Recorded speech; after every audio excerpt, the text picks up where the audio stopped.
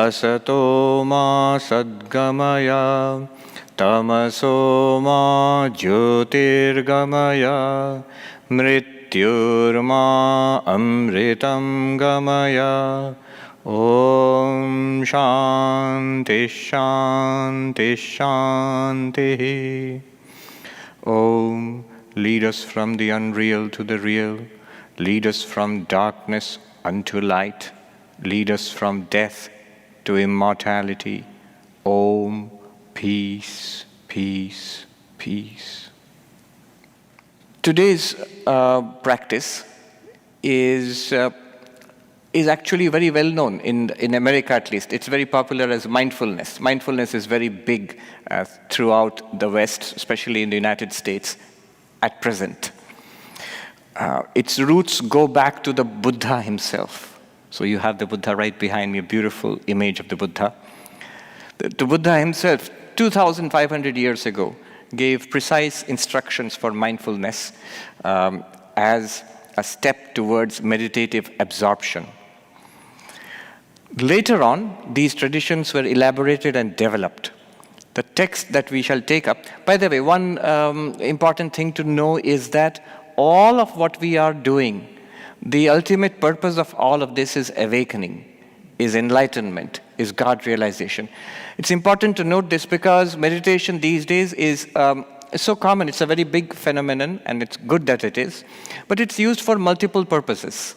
It's used for stress management. It's used for concentration, for focus, for multiple purposes. And one can use it for that. Those benefits are definite. They do come in our lives. But one must be aware that these techniques were originally developed by spiritual seekers as a support for their spiritual quest, as a medium, as methods for the spiritual quest. I am reminded of Maharishi Mahesh Yogi, who reputedly, several decades ago, when he came to New York, not very far from here, is Woodstock close by here? Yes. So he taught his technique of meditation, which came to be known as Transcendental Meditation, TM. And he told the people about its benefits. It was very popular. It continues to be popular. How it can help you to manage stress, how it can help boost your immune system, how it reduces the wrinkles on your skin and you look younger, and so on and so forth, many things. Now, the story goes that when he went back to India, to visit India, some of his brother monks, because he belongs to a tradition of non-dualist monks who in the Himalayas there. So some of his brother monks, it seems, they asked him, why do you tell them these things? That's not the purpose of meditation. The purpose of meditation is enlightenment, is moksha, liberation. So it seems he smiled and he said, I give them what they want so that they will want what I want to give them. So right now, it's a way of enticing people into it. Right now, whatever we want, and it's not false, it's true. Meditation does have those benefits. But the ultimate purpose is a very serious, very profound purpose for all of these methods, and that is spiritual awakening, realization of our true nature, freedom from suffering.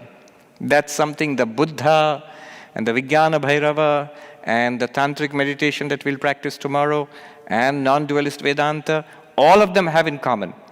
Overcoming suffering, a deep, lasting solution, permanent solution to the problem of suffering, attainment of fulfillment, and nothing less than that.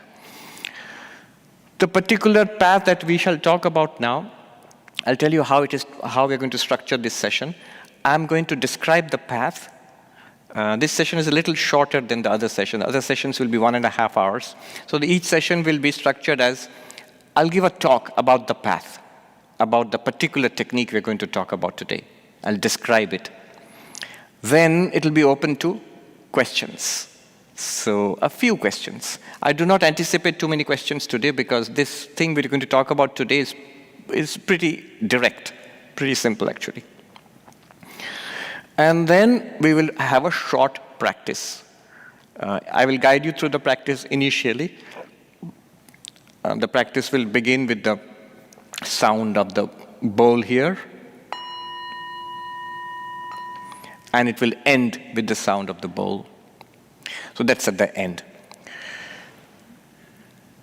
Today's practice, today's tradition is Buddhist mindfulness, and the texts go back centuries, millennia actually. There was a monk called Asanga in India. It starts in India and then it was later developed in Tibet. So primarily I will talk about Buddhist mindfulness from a Tibetan Buddhist perspective. So there was a Buddhist monk, Asanga, who lived around 800 years after the Buddha. So that means about 1700 years ago. And he wrote a detailed exposition of the steps, a sequence of steps for deeper and deeper mindfulness. So the method is mindfulness, and the sequence was introduced later. And his work was further developed by a great Buddhist philosopher and meditator monk called Kamalashila, who lived around 1100 years ago. So he wrote a book called Bhavanakrama in Sanskrit. Bhavanakrama. Bhavanakrama means the sequence of meditation, where it describes 10 stages of mindfulness. So what we normally practice as mindfulness in most, at least introductory levels, are basically the first and second stages, which is what we shall do today. So, but it goes on for much further and much deeper. So 10 stages. Don't look for the book. It's been translated into English, but it's pretty terse and not particularly interesting. It's pretty dry, actually, the English translation. But luckily, we have a book which expounds the method in detail. It's called The Mind Illuminated. The Mind Illuminated, John Yates. And that's become very popular in the last few years. It's a new book, Mind Illuminated, and it goes through all those 10 stages, and it's based on the Bhavanakrama of Kamalashila and the earlier work of Asanga. And so John Yates is actually a neuroscience PhD. He's been teaching neuroscience, cognitive science for a few years in Arizona State, probably. He's retired now. So he's brought his understanding of cognitive science and neuroscience into this book also. So this book is pretty balanced, but it's sometimes people are a little put off by it because it's pretty encyclopedic. It's it's voluminous, but very good, very authentic. So what I'm going to talk about here is based on the first 2 stages from the Bhavanakrama, the first 2 steps. The whole thing is about paying attention to breath. That's it. Paying attention to our breathing. So the object of meditation in mindfulness meditation is paying attention to our breath. Why the breath? There's certain advantages. One is the breath is always there. Until our dying breath, the breath is always there. And second, you can be passive. You don't have to generate anything. The difference will become clear when we shall practice tomorrow's meditation. You will see the Kashmiri Shaiva Vijnana Bhairava Dharana, which we will see tomorrow, where we have to be more active than this. We'll have to be generating something ourselves. If you repeat a mantra, for example, so that you have to do it. It's not natural. It doesn't come by itself. But the breath is always there. In tomorrow's afternoon session, you will see the object of meditation, deity meditation, will be really busy. It's really elaborate and complicated and difficult. The exact opposite of what we're going to do today. So the breath is always there, and it's effortlessly there. We don't have to do anything special. In fact, we shouldn't do anything special. So it's always there. And in one sense, it's interesting. When you are still and sitting quietly, there is only one thing that is, you can consciously be aware of changing our breath. In breath, out breath. So this constant stream of change, you can see how it is appealing to a Buddhist philosopher. The impermanence of life, continuously changing. And breath itself marks the impermanence of life. I got this book recently by a doctor. It's about death. And the name of the book, it's become very popular nowadays. The name of the book is When Breath Becomes Air. When breath becomes air. You know, when a person passes away, it's breathing at one point, and the next moment it is just air. Nothing more is there. So breathing also marks not only life, but the impermanence of life. It comes and goes, but it's also relatively stable, because it's the one thing that there is consciously, effortlessly always there. Another thing is, if you concentrate on breathing, you can actually do it anytime. Breathing is available to us anytime, anywhere. So you can see, once we learn the technique, we can do it anytime during the retreat here or at home, at any point of time, anywhere you are, you can immediately start doing it. So the breath is a good object of meditation. How do we do it? 4 stages. 4 stages. We shall go through 4 stages. 4 stages of what? Transitioning to the object of meditation. Object of meditation, breath. Remember, the importance is not in the breath itself. That's always there. The importance in the meditation is our attention to the breath, paying attention to the breath. So we transition to paying attention to the breath. Right now, where are we? Attention is scattered. We are, a lot of stimuli are coming, our attention is scattered. And we will transition in 4 stages to the meditative state of paying attention to the breath. The first stage will be, now you just listen, and then during the meditation itself, I will guide you through it. The first stage will be when first we take a posture. Meditation, every meditation, posture is important. So you have to decide a posture which is maintainable, which is sthiram, steady, and sukham, easy, relaxed, which is not painful, which does not take too much effort to maintain. Movement of the body is to be avoided, not in a rigid way. In meditation, let the body be relaxed, but not move. Think of the mind as, there's a bowl, and the bowl is full of water to the brim. Imagine how steadily you have to hold the bowl without the slightest of movement. The slightest of movement sets up ripples in the water. And a little more movement, and the water will spill. Similarly, the mind, to keep it calm, the first unavoidable, indispensable thing is a good posture. Having said that, don't be rigid about it. If there is an ache and a strain, don't fight it. The whole purpose of meditation is lost if you lose relaxation. So throughout, relaxation is to be maintained. If there is an ache or a cough or an itch, you'll see those pesky things come up when you're trying to meditate. So at that point, if you must, then adjust yourself a little. Cough a little if you have to. If sneeze is coming up very badly, then sneeze a little, but not all the time.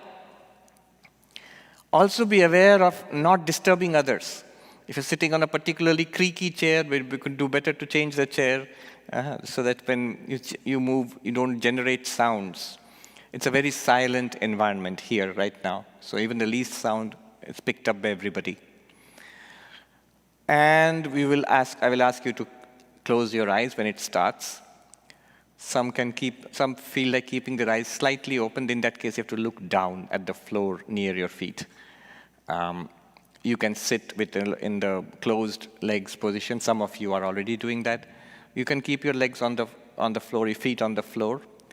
But the spine has to be straight, not rigid. It has to be straight. The waist and the spine and the head more or less in the same alignment. Hands have to be at a level.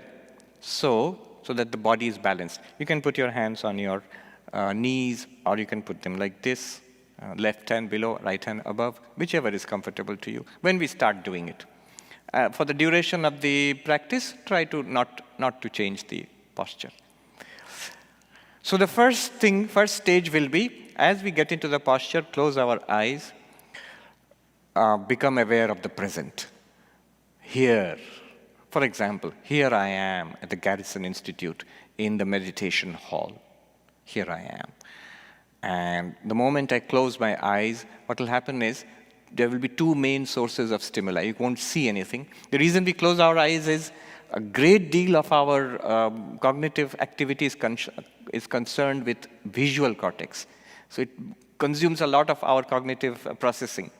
Eyes open means a lot of our attention is taken up to what we are seeing, and it can be very disturbing, and attention can flicker. So closing the eyes is good. And then only two sources of stimuli will be left. One will be sounds, another will be sensations, physical sensations, touch of the body, inside the body. So as we close our eyes, we will feel, listen to sounds, sensations of the body, and there will be thoughts and feelings, ideas, memories coming up in the mind. All this, breathing also will be going on. These things will be going on. What do? Nothing. Just be present. Here I am. And note what's going on. Not like a reporter. What's going on here and I have to write a report on it. Just whatever floats into your awareness, note it. Don't follow it. If there's a sound, yes, a car. That's it. Then don't follow up where, what happened, is my car locked? Or no, don't. The mind will take you on a trip. So don't go on the trip. But note what is coming. That's why it's good to listen to sounds, feel the sensations, because if you listen to the mind, it will take, even if the mind is going to talk about the sounds and sensations, it will start a trip and you'll be out. So listen to the sounds, feel the sensations, let your mind range from sensation to sensation. Look for if there is a pleasant sensation. What do I mean by pleasant sensation? Silence, quietness, steadiness of the body, a warmth, a pleasant temperature, something like that. In that case, note the pleasantness, the happiness in that sensation. And for a moment, enjoy that happiness. Add it to your positivity right now. But also note that the happiness, the pleasant aspect of it is subjective. The actual sense contact is neutral. It might be temperature or coolness. The agreeableness is in our minds. Note the difference between that which creates the agreeableness, the pleasantness, that which is a neutral sensation, and inside the reaction you get. Anything unpleasant, a smell, or maybe some sensation in the body, some kind of, note that. And remain present. Stage 1. Stage 2, you'll transition into an awareness of the body. That was already there, but now the focus. Be focused on from the top of the head and the face and the neck and the chest and the hands and the waist and the legs until your feet, which are on the mat or on the ground, the sensations of the body. What about the rest? Sounds and other things? The temperature or what smell in the environment, let them be there. Don't force out anything. Let them fade to the periphery. Let them fade to the background. Make an effort to keep the awareness in the body. Second stage, be aware. Bring the body to the center stage of awareness. Earlier, awareness was open. Only eyes were closed, but everything was open. Now, center stage is body.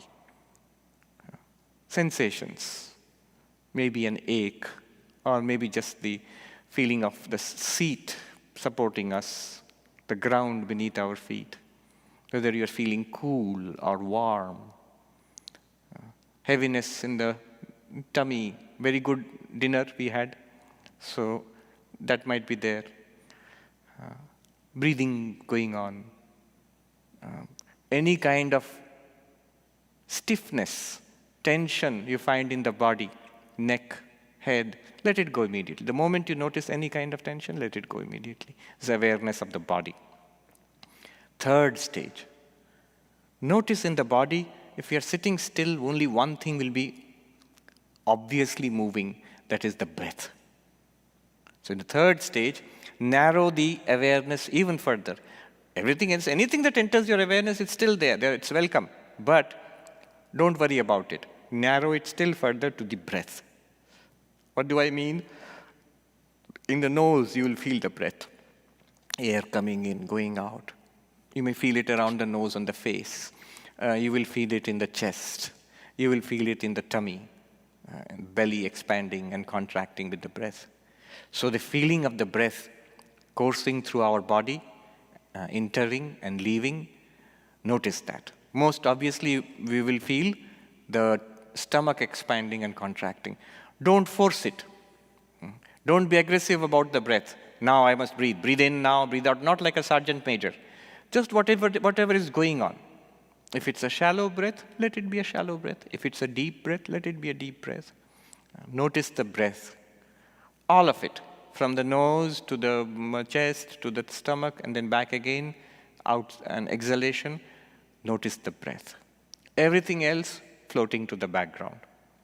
Everything else floats to the background. Then the fourth stage. Bring your attention to the breath at the tip of the nose, at the nostrils, here. Just the attention. Don't look at it, just feel.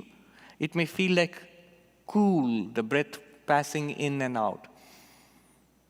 If you're wearing your mask, you may feel the mask on your cheeks and the breath passing in and out. Sensation at the nostrils. Keep it there. Other sensations will come. Bodily sensations, sounds will come. Even thoughts and feelings will come. Let them come, but let them be in the background, in the periphery.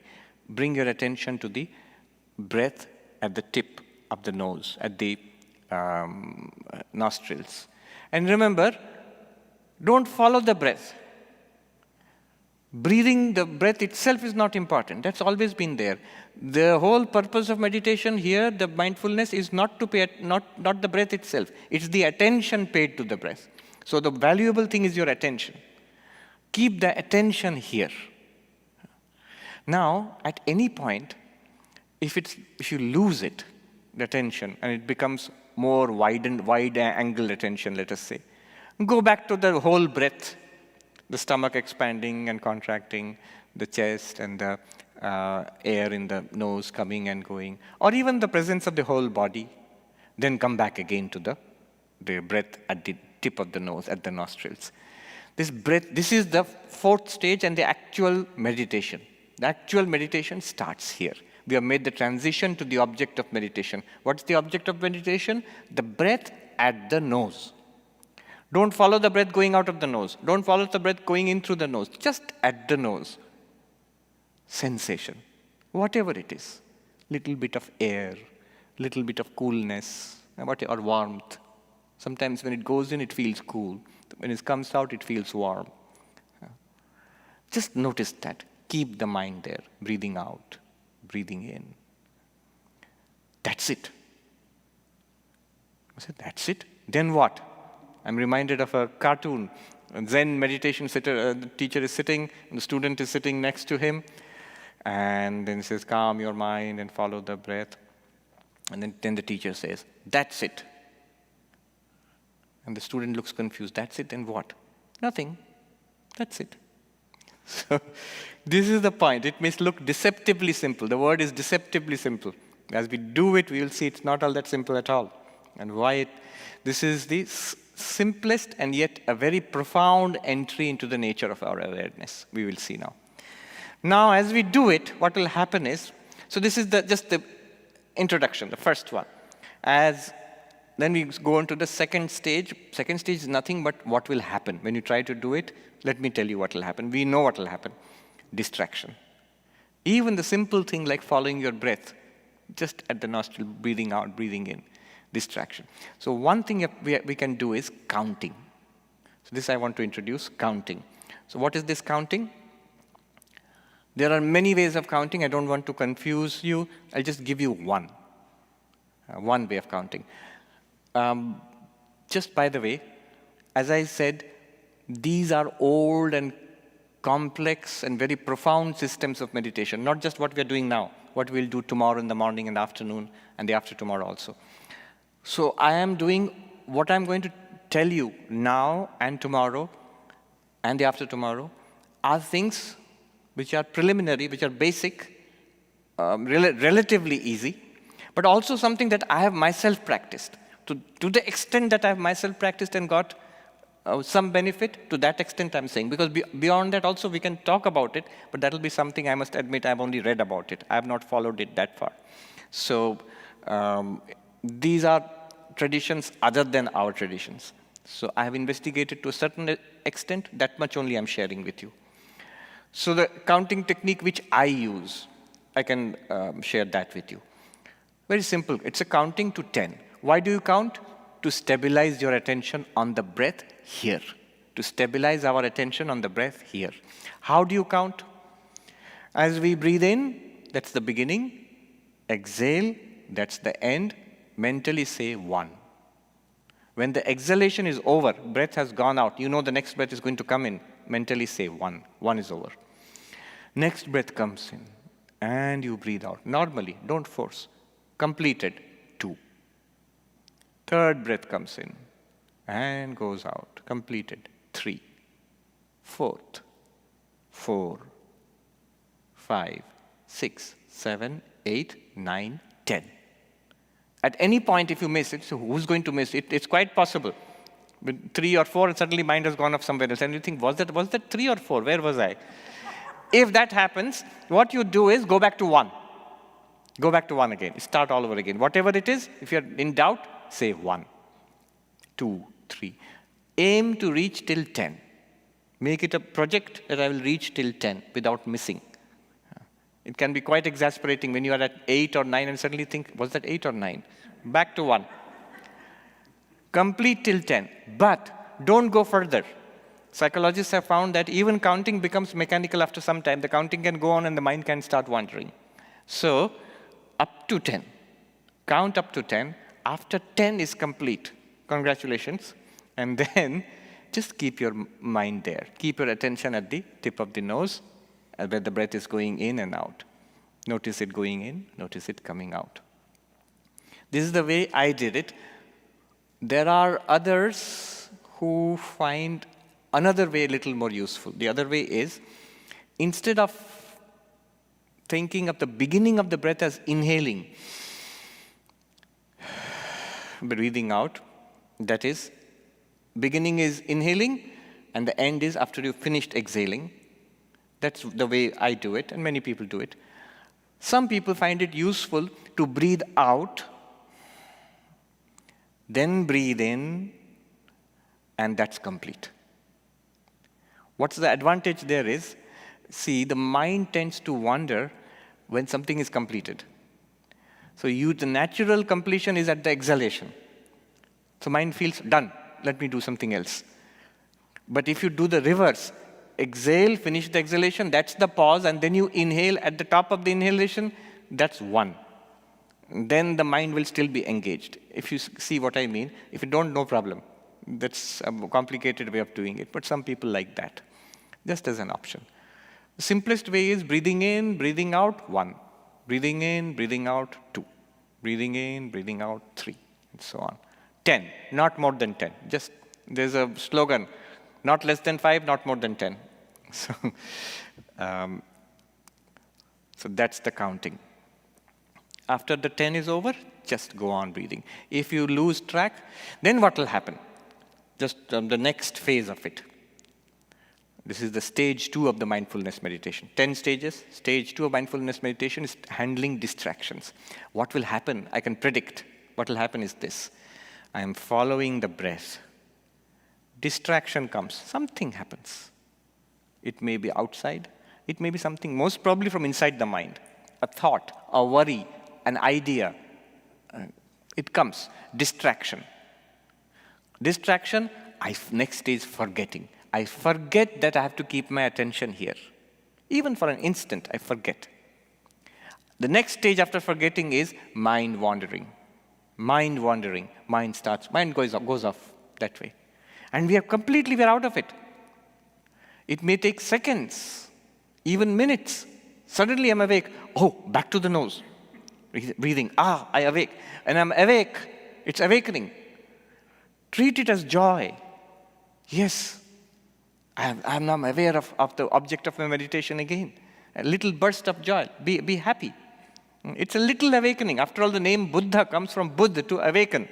So we are little Buddhas. When you awaken from that mind wandering into the awareness of the breath at the nose, I have to do this. So note with joy that I've awakened from mind wandering and I've come back to the breath at the nose. A little bit of joy.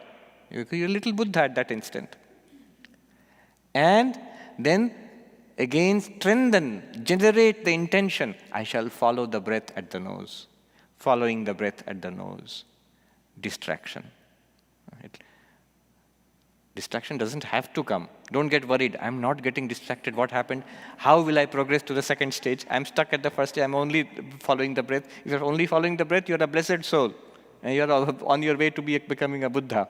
Most of us, we get distracted. Distraction will come. And then that will lead to forgetting. This is forgotten. Then mind wandering, here and there, all over the world. Then suddenly awakening. Oh, back to the nose. Remember to be happy at that point. Little smile. I will look for the little smile, those who don't have the mask. Inside your mask, you can give a little smile. That I'm a little Buddha. I've awakened. Energize the intention. I shall follow the breath. Follow the breath. This is a cycle. Mind following the breath at the nose. There. Then following distraction, forgetfulness, mind wandering. Awaken. Joy. Intention to follow. Mind at the breath, at the nostrils. Yes, it's going. They have given, John Yates has given a nice slogan. There, it's a good slogan to practice for all meditation sessions, not only this one. The slogan is that relax. Any problem at any stage of meditation in any class. You see, it's not just mind wandering. One can actually fall asleep. We don't know, somebody said that we don't know how tired we are. Not just physically tired, we are psychically tired. We have been engaged at this grindstone of life for years and decades and decades. There's a deep tiredness within us.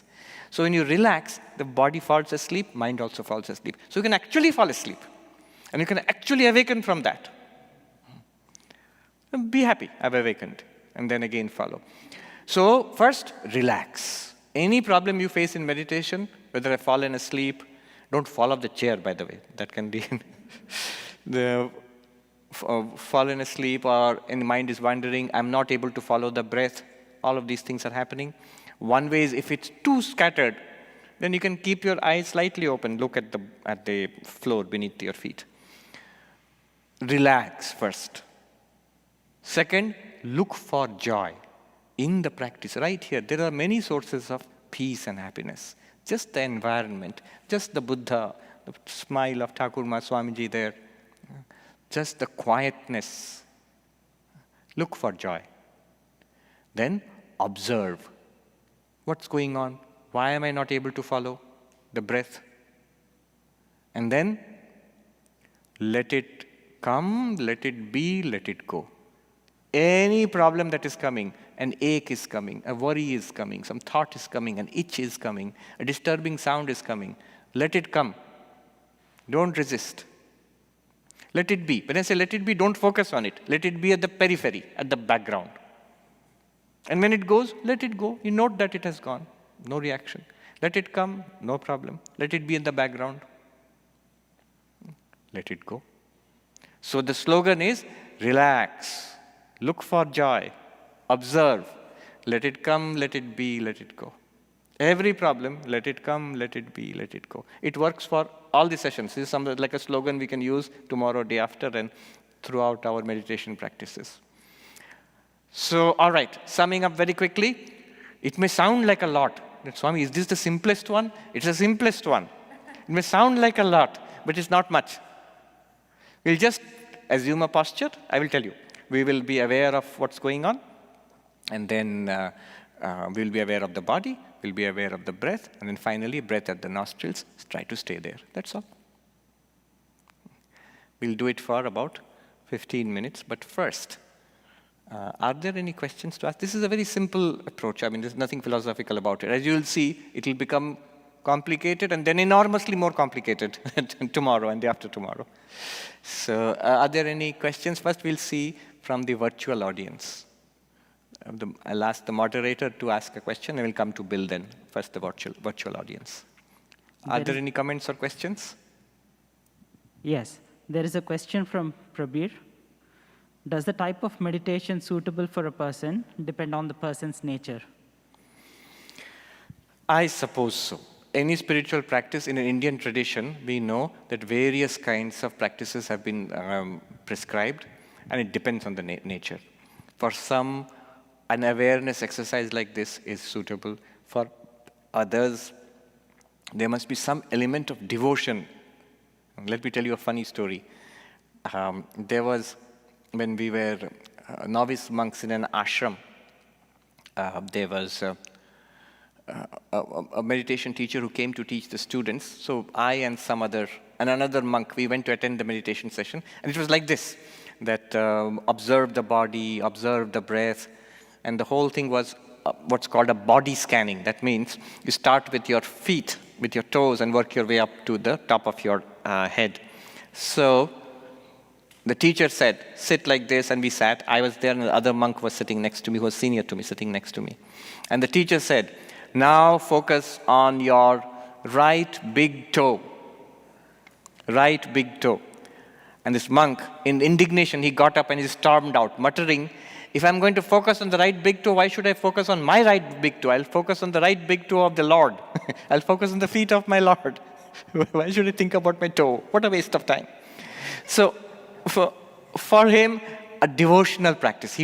There must be deep devotion involved in it. Otherwise, just an awareness exercise seems to be a waste of time. So, yes, certainly.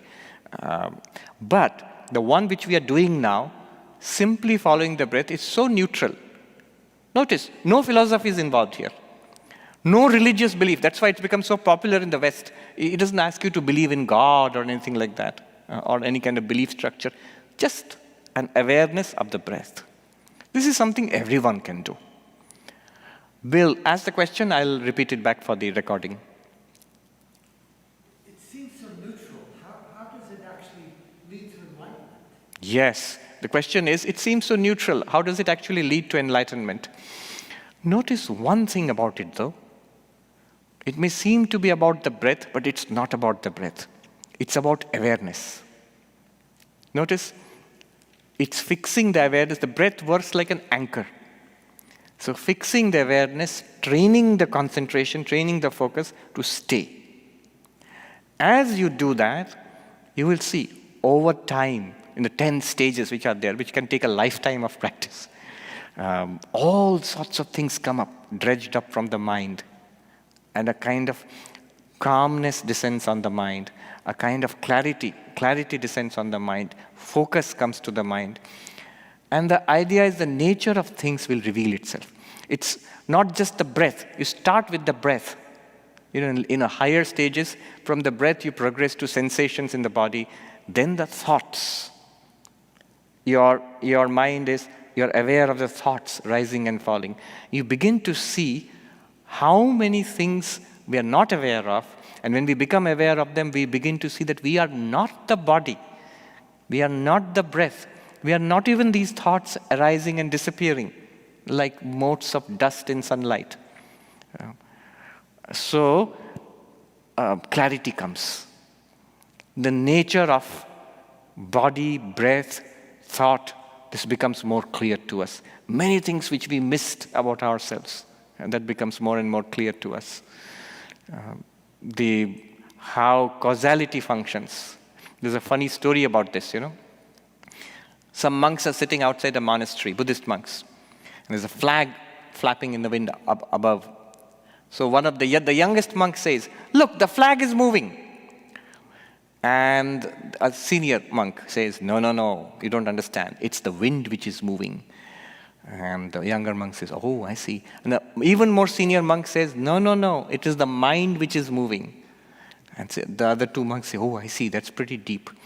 And then there is an old monk on the floor who was probably resting in his room above the three monks sitting there. He looks out of the window with annoyance and says, it's tongues which are moving. That means too much talking going on there. Now you see how you move from the gross to the subtle. The youngest monk, actually there's a lesson here. The youngest monks only saw the physical movement. The elder monks saw that there is a cause, a more subtle cause behind things. It's a whole Buddhist thing. This happening, that happens. This not happening, that does not happen. The causality, the whole of pratitya samutpada is there. And then, even deeper, is there anything external? Whatever we experience is actually within the mind. The whole of the mind-only school, the Yogacara Buddhism school comes in there. And finally, I think the old monk had it the best, that you have to get down to it and do it. The question is, how does this lead to enlightenment? The old monk would say, start doing it. You will see. Yes. One more? Yes. So this practice, as you've laid out here, if I practice, how often or how exactly should I practice? And what can I expect from, like, let's say, either daily or a month-over-month sort of a return on my investment in this? Yes. Now, right. Goals, expectations. One is stability will increase. How much do you practice? I think they recommend around, there's specifically 21 minutes in the morning, and 21, each session is 21 minutes, but let's just say 20 minutes. 20 minutes, twice a day if you do that. Over time, you will see stability. And over time, what happens is our emotions, thoughts, habitual patterns of thinking, speaking, and acting have less of a hold on us. You'll begin to see how we are reacting to things outside. So as they have a less of a hold, we will stop reacting. We'll start responding. There's a very big difference between reacting and responding. Our day-to-day life actually will improve. But the Buddhist meditator is not so much interested in all that. He's interested in the deepening of that meditation, going from the first stage to the second, to the third and fourth, as your mind stays with it. So there's the way the ancient Buddhists described it is very nice. A monk is chasing an elephant with a monkey on it. So the elephant is the mind, and the monkey is the present nature, monkey mind, the present nature of the Swami Vivekananda also described as the monkey mind. And there are 10 stages. At first, the elephant is running ahead, and the monk is trying to get hold of it.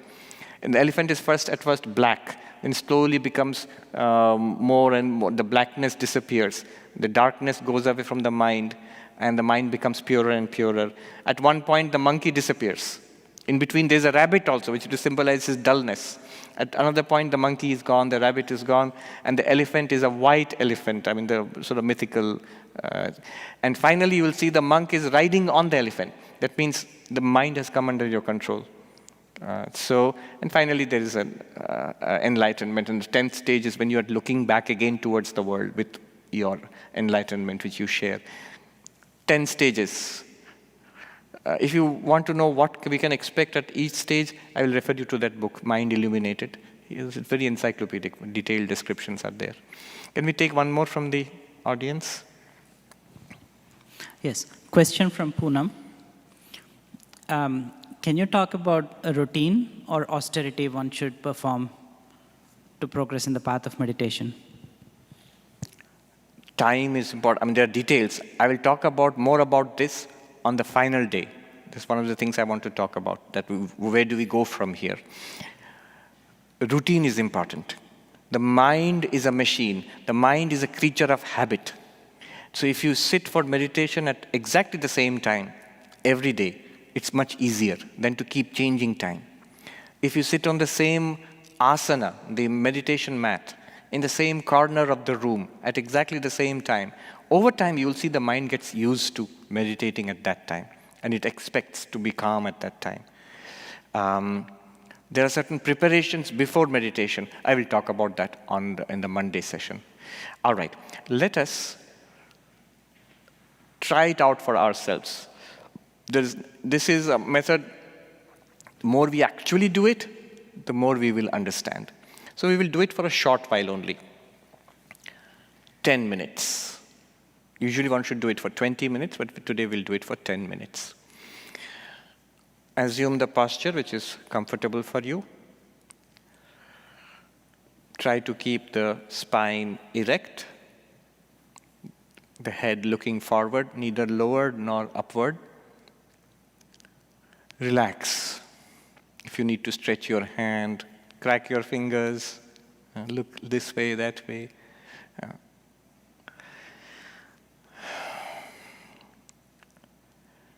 Gently close your eyes. Session will begin now.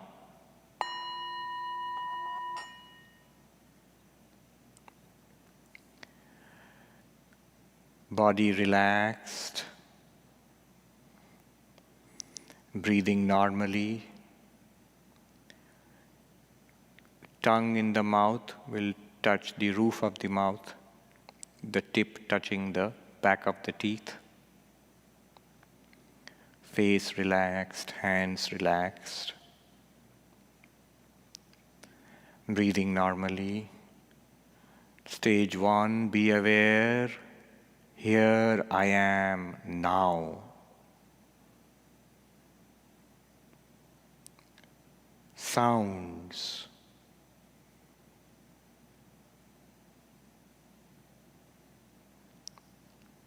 Sensations.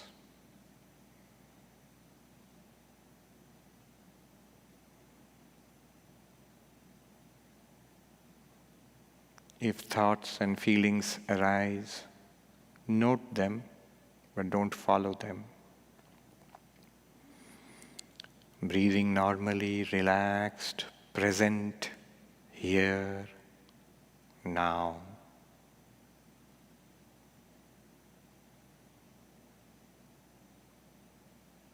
Become aware of the body, stage 2. The feelings of the body, pleasant and unpleasant. The support of your seat beneath you.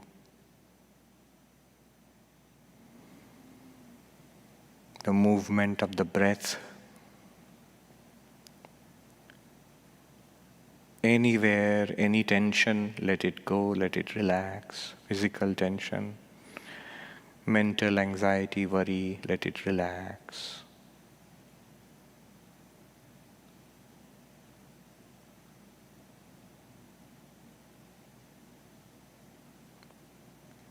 Gradually move into awareness of the breath. Notice as you breathe in, stomach expands. Breathing out, the stomach deflates. Breath in the nose, chest, stomach.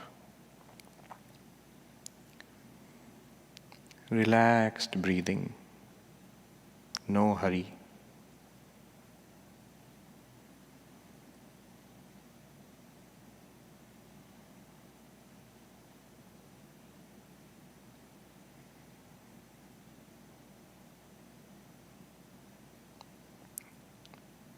Gently bring attention to the tip of the nose, to the nostrils.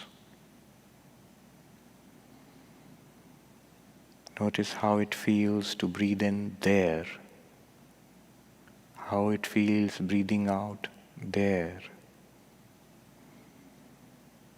That's it. Stay there, at the nostrils, at the tip of the nostrils.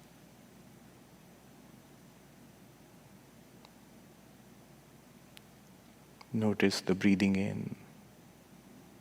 Notice the breathing out. When you are comfortable, relaxed,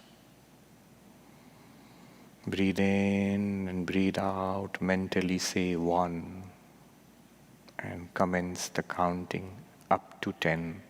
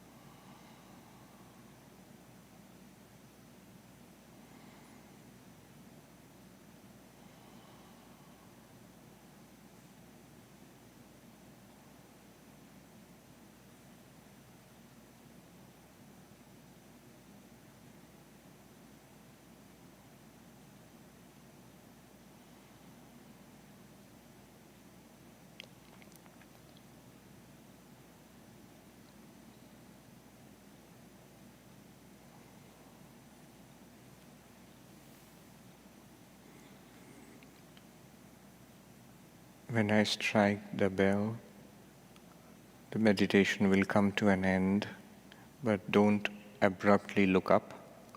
Open your eyes gently, look down at your lap, and then slowly look up.